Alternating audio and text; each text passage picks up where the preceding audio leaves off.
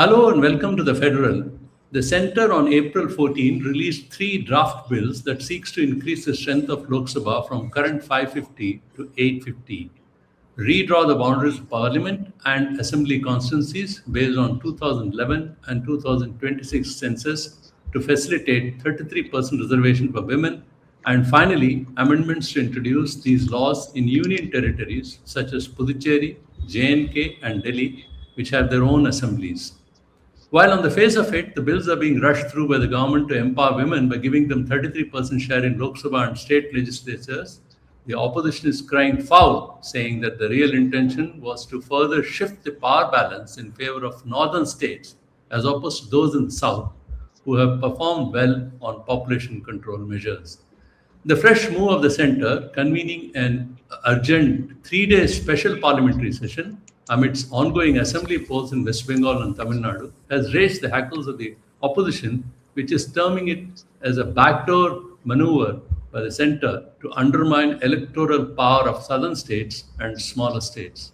To understand the complex issue, which will have far reaching implications on Indian politics, I am joined in by my colleague Puneet Nicholas Yadav, who is a political editor of the Federal. Hello, Puneet. Let's get straight into the most obvious question. Why now? Why these three bills are being introduced in a hurried manner when a prominent slice of opposition is busy electioneering in the two states of West Bengal and Tamil Nadu? Yeah, thanks, Srini. Well, I think your question itself has the answer. This is to create it creates a complete situation of disarray in the opposition. The centre's justification for bringing this bill, which has also been now mentioned in the Prime Minister's letter to floor leaders of various opposition parties, as well as, in the Prime Minister's editorial and speeches in Parliament, is that we have to bring this now because we are committed to a timeline. And we had informed Parliament of a timeline in 2023 September when Women's Reservation Bill was passed. And any delay now would mean pushing the implementation or the rollout of Women's Reservation beyond the Lok Sabha elections due in 2029. Now, that is a very specious argument, because the entire controversy in 2023 and in the last 30 months since has been that the Women's Reservation Bill that the government had brought had no timeline, and which is what the opposition had been raising. Secondly, when the centre says that it has to be done now and we can't wait even for a matter of 15 days, it begs the question that if in 30 months you allowed women's reservation to lie in limbo, what difference is a matter of 15 days going to make for its implementation? Why I'm saying 15 days is because the opposition has repeatedly asked the centre and that you please have an all-party meeting after the 29th of April. Why after the 29th of April? Because the elections going on right now, the polling part of it will conclude in Bengal, which is the last phase of elections in Bengal on 29th of April. So the opposition has been saying after the 29th of April, any day, don't even wait for the assembly results to come out on 4th of May. After 29th of April, any day, call a meeting, discuss the proposals, and then you're free to bring it, because we are all committed to women's reservation. The question here is not about women's reservation rollout. The question here is about bringing in delimitation under the garb of expediting women's reservation. So the government perhaps thinks that the opposition is too busy right now with its assembly poll campaign. All the key opposition parties, DMK in Tamil Nadu, Bengal, it's the Trinamool, Congress elsewhere, they're all caught up, the left in Kerala. So in a situation of confusion, of panic, of this complete disarray, plus electioneering, this bill has been shared. The text of these three bills has been shared yesterday. For the last 3 weeks, we have only heard of, what the bills could be.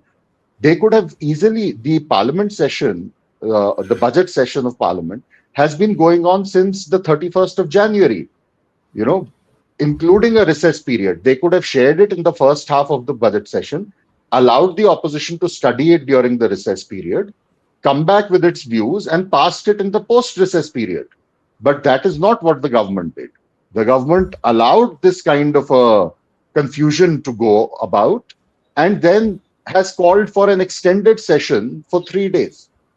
And Yeah. even now, the bills do not spell out what the government had actually been assuring the opposition all along. So it's in complete contrast to those assurances. Yeah, let's go to further details one by one to understand this issue further. Let's get down to understanding the bills. The first one, the 131st Constitution Amendment Bill, seeks to increase the strength of Lok Sabha from 550 to 850 seats, with 815 seats for the states and 35 for union territories having assembly status. As per present law, this should have happened after 2026 census, whose outcome are likely to spill over to 2029 and beyond. Probably by 2034, this new delimitation might have happened if this sequence are followed as per the current law. The second and the third relates to delimitation or redrawing boundaries of constituencies in Lok Sabha, states, and union territories with assembly status. But there is a hidden element in it, that is the 33% reservation for women in parliament and assemblies. All the three bills are intertwined, making it extremely complex. So the Prime Minister Modi is pushing the cause of women empowerment, saying that it's the main objective of the bills. The opposition, as pointed out earlier, is smelling a rat. They are caught between the devil and the deep sea. On the one hand, they cannot oppose women's reservation bill, and on the other hand, they cannot allow delimitation exercise that drastically reduces the strength in Lok Sabha. Now, how are they trying to separate the two? How is the opposition trying to separate the two complex issues? On the one hand, they cannot oppose women's bill, and on the other, they can't allow delimitation in the current form. Yeah, so this is going to be the biggest challenge for the opposition, tomorrow and day after when the bills are taken up. The session starts on the 16th and 17th. The bills are to be discussed in the Lok Sabha. 17th and 18th, the bills are to be taken up by the Rajya Sabha and passed. Now, for the opposition, as you pointed out, no political party, forget opposition or treasury benches, no political party at this point can afford to oppose implementation or early rollout of women's reservation because it's 50% of your electorate.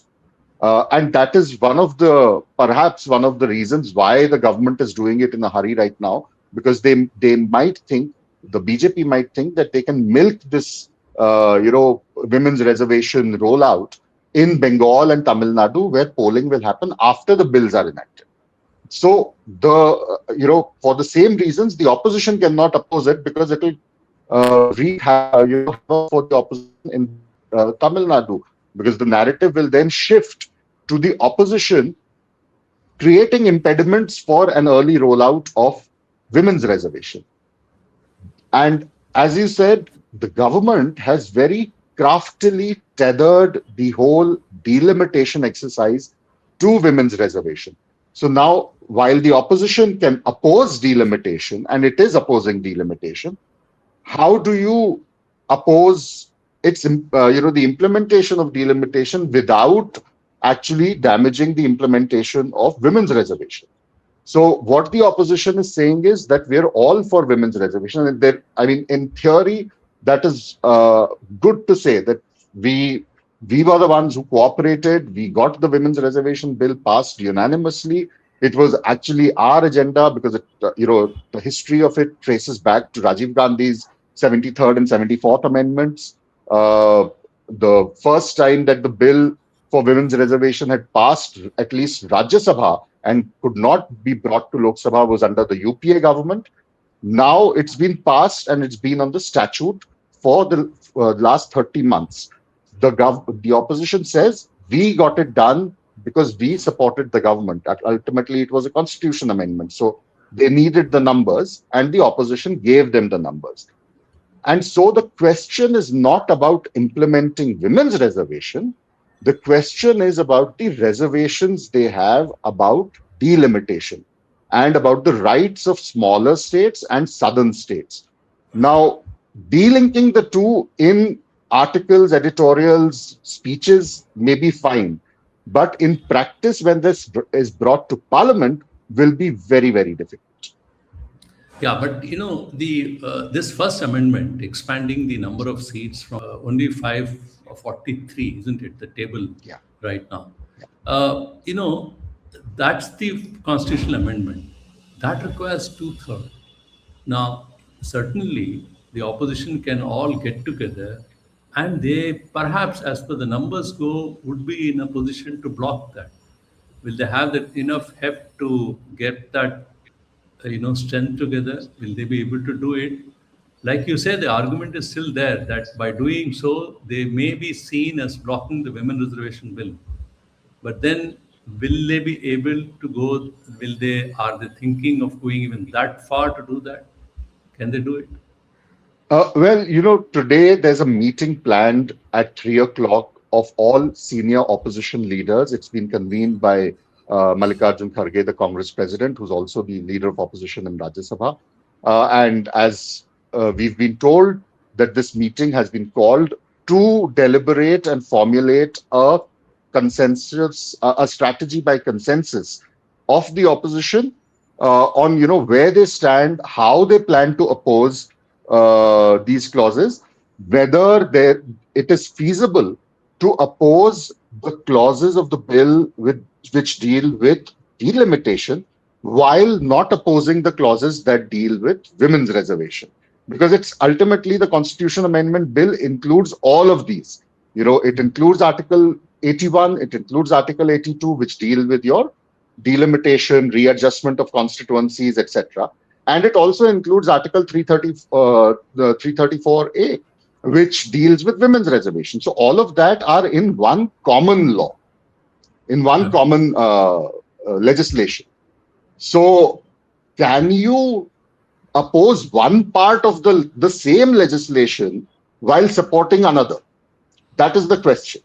And so because if you're not going to support it, the women reservation part of it also falls through.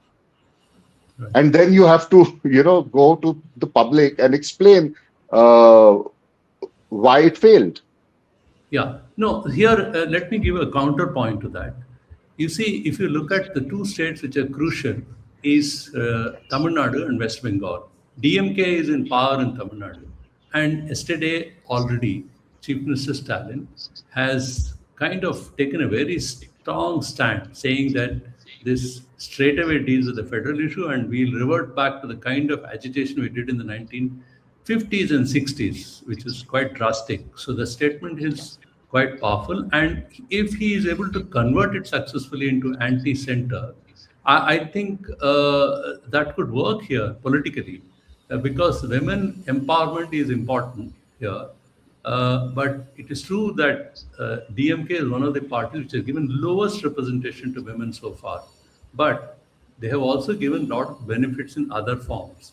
So politically, DMK with its strong cadres can still manage this issue if it comes to delimitation. Because center versus state, there is a certain resonance in the state of Tamil Nadu. If you look at West Bengal, TMC is one party which has given maximum number of women representation. Actually, it even exceeds BJP. BJP is highest in nationwide, but in West Bengal, TMC has managed to do it better. And as a women chief minister and somebody who has been, fighting for women rights and other issues, Mamata Banerjee also has an edge there. So is it that there is a certain risk also in the game which is being played by the BJP? If opposition really wants, that is TMC and TMK, they can put their foot down and do something here. I'm not very sure because, while for the BJP, the notional gains to be had by pushing this bill right now are more immediate, for Bengal or for Tamil Nadu. That seems to be the rationale, that we might be able to gain more in Tamil Nadu and Bengal. But when it is the opposition, they cannot limit their strategy only to Tamil Nadu and West Bengal. They will also have to look at the large number of states that go to polls between now and 2029, and how this allegation or accusation of impeding women's reservation rollout is going to play out for the opposition, say in a state like Uttar Pradesh, which goes to polls early next year, Punjab, which goes to polls early next year, or Gujarat, which goes to polls end of next year, Himachal Pradesh. Then you have Madhya Pradesh, Rajasthan, Chhattisgarh, all of them the year after that. It's a long journey to 2029 of one election after the other, where the BJP will be able to go and say that, look, we wanted to do this for women. The opposition did not allow it to happen. Now, the DMK may be very happy opposing it right now, saying, in Tamil Nadu, it's not going to have an impact. But when you look at a common opposition strategy, will all opposition parties, will the Congress, which is a national umbrella opposition, outfit for them, for the India bloc, or with the Samajwadi Party, can they afford to take on that kind of a narrative? Yeah, That I think becomes complex. that's the way BJP will be even succeed in kind of dividing the opposition. Now, Yeah. let's now come to the merits of the issue, because that's very important for the southern state. Yogendra Yadav, in his X post, has shown how southern states are at a disadvantage. For the benefit of viewers, I would like to read out quickly. He says Tamil Nadu, Kerala, Andhra Pradesh, Odisha, Telangana, West Bengal, Karnataka, Punjab. If you look at all these states, if the current formula is applied, they all are losing. And who are the gainers? Assam, Gujarat, Haryana, Jharkhand, Maharashtra, Delhi, Madhya Pradesh, Rajasthan, Bihar, and Uttar Pradesh. So he has done all these calculations based on the assumption that Lok Sabha will have 850 seats, of which 850 will go to states and 35 to union territories, which is what the center has also said. And it has to be distributed in proportion to the population of the 2011 census. So he has taken that as a criteria and worked out this and says how disadvantaged these states are. So what is the conversation going on this? Well, actually, Srini, the bill does not even say 2011. The Yeah, assumption. actual That's what text I'm of the saying. bill, actual text of the bill says such census, which means that any government, not just the current government, in future, any government that comes in can order a delimitation exercise by picking any census figure as the reference point. It is only in the statement of objects for the delimitation bill and the current set of bills where 2011 is mentioned. It's not in the text of the bill. So now, assuming 2011 is taken, because the government has been telling that to the opposition, that we'll take 2011 as the reference point for the current round of delimitation. What the government had promised alongside this assurance to certain opposition parties was, we will take 2011 as the reference point, but we will ensure that the current proportion that each state has in the Lok Sabha remains the same. And so what we will, and then the third assurance was that we will increase the share of every state by 50%. Now, in the text of these three bills, there is no mention of the assurance of 50% increase. There is also no mention of ensuring that the current proportion is maintained. And that is going to be a major problem. See, the opposition was anyway saying that even the uniform 50% increase is not acceptable, because that also pushes the southern states and the smaller states back and pushes them to the margins in the Lok Sabha. Now, if you go purely by the text of the bills, it's going to be linked entirely to population, which of course was also the case earlier, before 1971, when delimitation used to take place after every decadal census. Please, in the last 50 years, we've not had a readjustment of seats Right. Because of the infamous 42nd Amendment in 1976, and then subsequently the 84th Amendment in the year 2001. So Vajpayee. 50 years during Vajpayee's government, 50 years you've not had a readjustment, and in 50 years the population disparity between states has mushroomed to unimaginable levels. Right. Now, in that setup, to say 2011 and population would be the thing, uh, I don't think any of these states can accept that formula because they're all going to lose out, except for the Hindi heartland states where the BJP is very strong, which then brings you to the other accusation of whether delimitation is being done in a way that ensures the BJP's longevity in power. Right. Yeah. So from what you're saying is proportional representation, as Yogendra Yadav is also saying, is problematic. 50% increase is also problematic. I think Revanth Reddy has articulated by actually showing across how 50% increase to say his own state, Telangana, vis-a-vis, UP, how much the distance between the two will only increase. He has demonstrated that.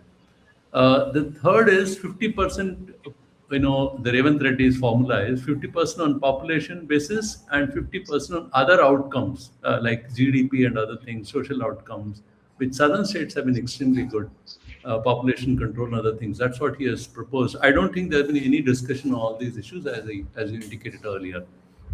Now, one of the strongest comments have come from CPI MP John Brittas, who has described the move as a cunning strategy to reduce southern India to a political colony of the north. I think pretty strong statement. So, amidst all this, like you said earlier, since population is the only criteria, this was considered, which was considered problematic.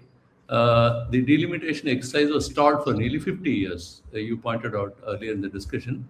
The amendment seemed to be going with it even now. Was the discretion of whether to go with 2011 or 2026 is left as an administrative decision instead of only basing the whole exercise on population alternate modes that could include economic development or the positive demographic outcomes of the successful states, largely in South, have not been considered, or rather, there have been no discussion on this. Like I pointed out earlier, what Britas has said or what Yogendra Yadav has said.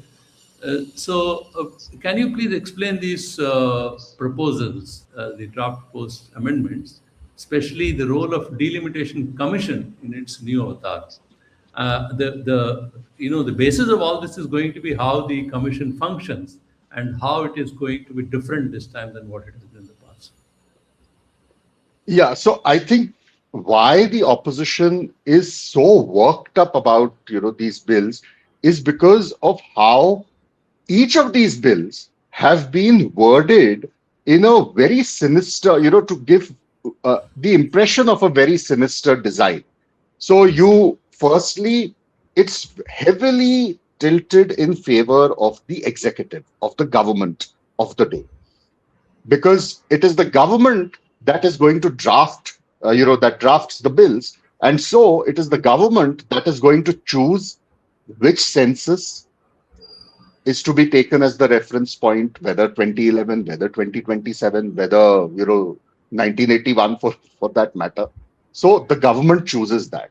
Secondly, the constitution of the Delimitation Commission is to be, which was also there earlier, is to be headed by a judge or retired judge of the Supreme Court of India, and including the Chief Election Commissioner and the State Election Commissioner in ex officio, which means every state that is taken up by the Delimitation Commission for readjustment, that state's State Election Commissioner plus CEC plus the chairman, which is a Supreme Court judge.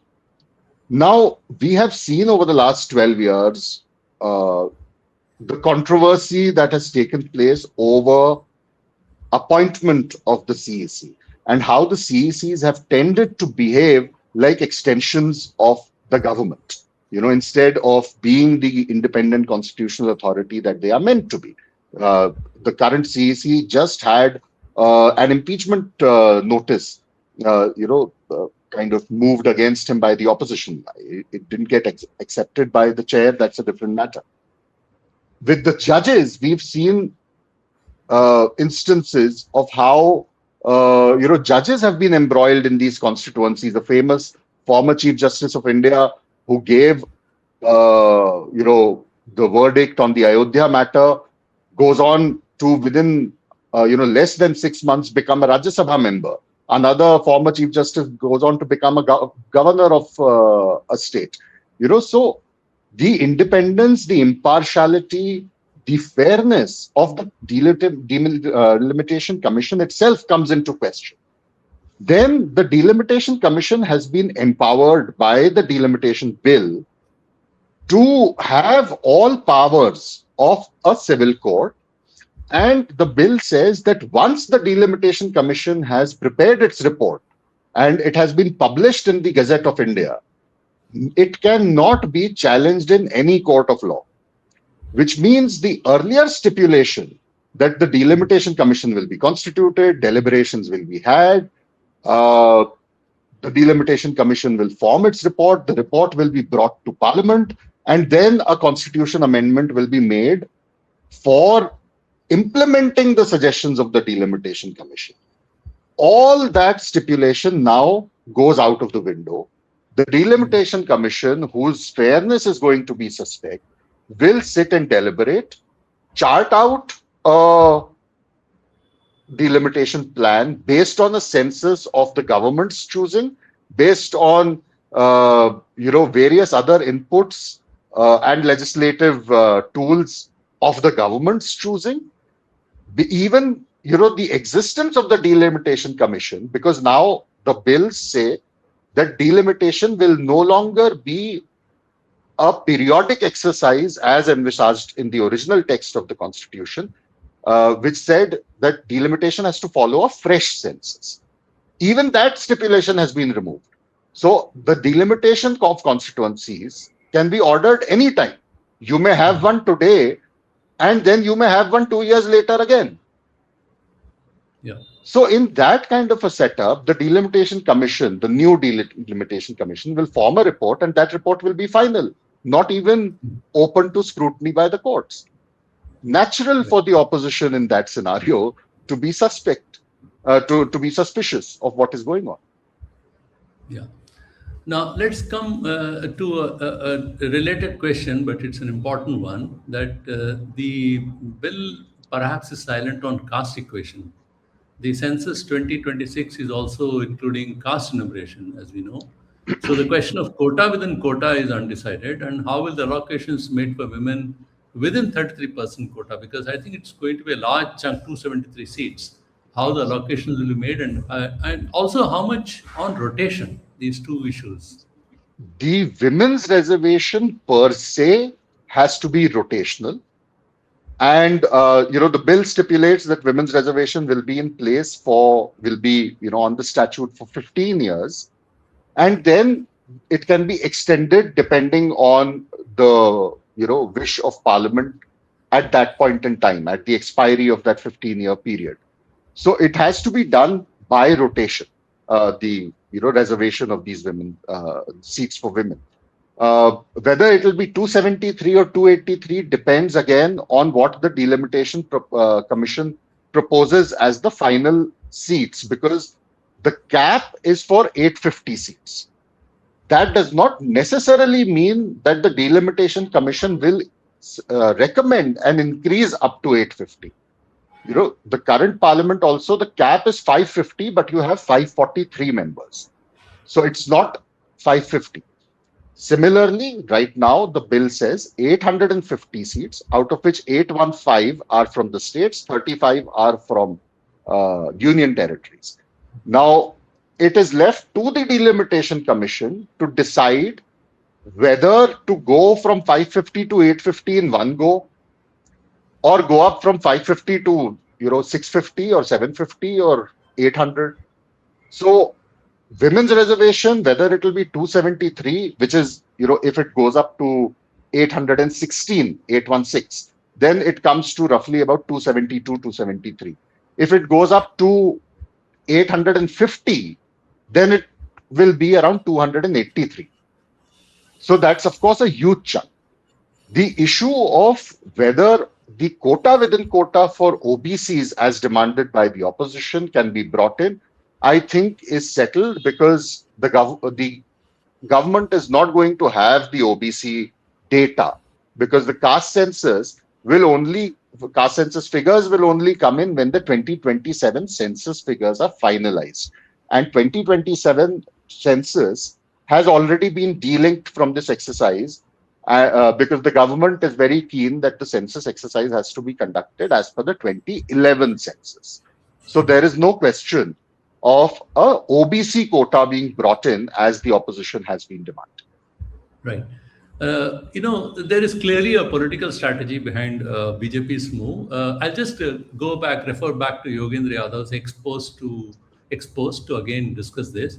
See, as per his description, if we go by proportional, allocation, Tamil Nadu currently has a strength of 39 seats. Seats as per 2011, census, if it is taken, it could rise to 50. So added seats are 11, but then it could also overall lose 11 seats. If you go to Kerala, they add 3 seats, but lose 8 seats.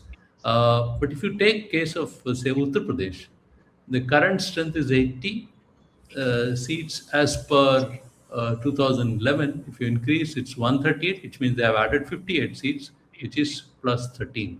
So the strength goes up from 120 to, so the strength increases to 138. Now, clearly, there is a strategy behind this. We all know. But let's rewind back. In 2024, uh, parliamentary elections also showed a bit of limitations of BJP's approach, too much dependence on the north, especially Uttar Pradesh. Since it did not fully back, and as a result, BJP couldn't get a majority of its own, and it had to depend on two allies, JDU from Bihar and TDP from Andhra Pradesh. The southern foray for BJP continues to be problematic. So the calculations could be a reduced strength of electoral power in south could help BJP. At the same time, it could further do social engineering in the north to get back into power, and also it enjoys disproportionately more women support. I mean, are these the kind of thinking in the BJP to have moved this bill? Is this a strategy? You see, Srini, this has to be perhaps seen not linked to just what this bill seeks to achieve, but it has to be seen as part of a very deeply intertwined pattern that we've seen emerge over the last 1.5 years now. So you had the SIR, uh, the first state that went to polls after the SIR was Bihar. Uh, and I mean, even before that, you had the amendments made to the law for selecting the CEC. We've seen how that has panned out, whether favorably or unfavorably for the government is for the people to see. It's pretty evident. Uh, so you had that. You changed the appointment procedure for the CEC. Then through the CEC, you brought in the SIR. How the SIR exercise has been executed, we've seen the mayhem it caused in Bihar. We're seeing it happen again in Bengal, and in areas in UP which had a sizable population of Muslims.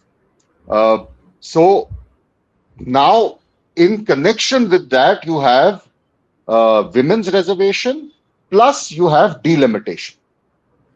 So delimitation, as in not just a change in the number of the seats, but also in the character of the seats, because it requires readjustment of constituencies.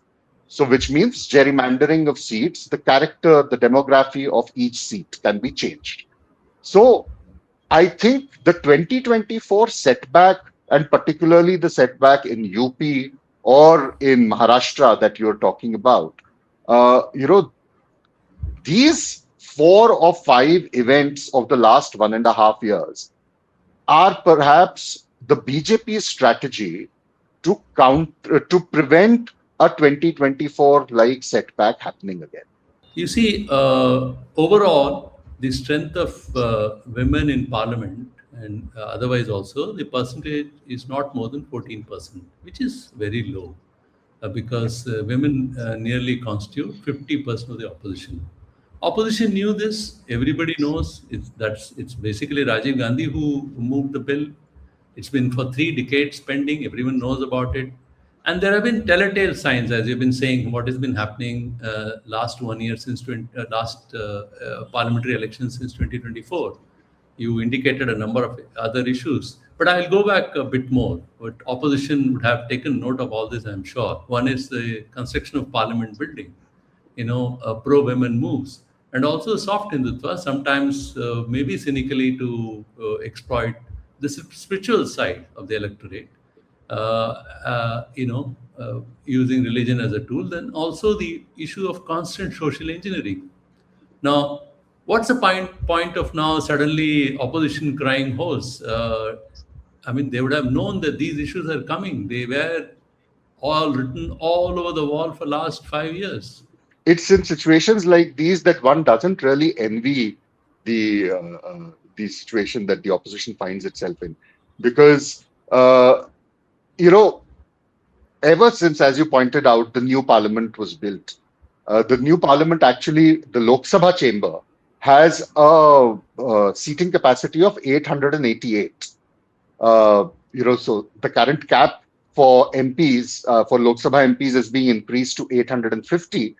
The parliament the Lok Sabha currently can actually seat 888. So, 38 more than what the bills are proposing now. And if you have a joint sitting, it actually has a seating capacity of about 1,270 MPs. Now, that, of course, was a very clear sign that, the first step towards delimitation exercise is being taken. And the Prime Minister kept saying that this is a parliament we're building which is going to serve the requirement of a growing population and its representatives for the next 100 Puneet, years. there was a communication problem. You please repeat from where you said the combined house. Can you repeat from there? Yeah, so the combined house has, if you ask for a joint sitting, the current parliament has a capacity of 1,270 or 1,272 MPs. So the fact that the new parliament was built in such a way, and the Prime Minister said, this is a parliament that's going to serve the requirements for the next of representatives for the next 100 years, was a very clear sign that the delimitation exercise is just round the corner. It's going to take place.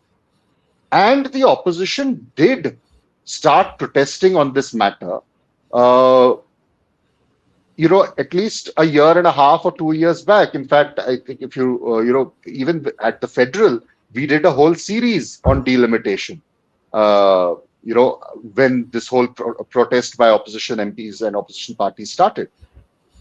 Then, of course, the opposition kept getting derailed because it was not the only issue for them to deal with. The government would keep throwing new gauntlets at them to pick up, and the opposition would pick up. And then, of course, there are situational issues that would arise. Now, like for instance, the West Asia crisis right now, or unemployment, Sindoor, all of those things. So the uniformity or the consistency of raising the delimitation issues may not have been there, but the opposition has been routinely, regularly kind of protesting against it. The problem for the opposition is, beyond protests, what else should it do and how much can it go? Because until yesterday morning, you did not even know what changes to the law the government is going to propose. All through the parliament session, nobody knew what are the changes. So even to go to the public and say that, we are protesting over this issue, you will have to tell the public what exactly you're protesting against. You can't just go and say we're protesting against delimitation. How it's going to Right. impact will have to be explained. And that even the opposition was in the dark. Even, I mean, all of us were in the dark. Right. Thank you so much, Puneet, for this detailed Thank you. explanation. Certainly, it's a pretty complicated issue. We'll have more such discussions going ahead because this issue is not going to die down anytime soon. Please keep checking out our YouTube sites and also our website, www.federal.com, for more such views and discussions. Thank you.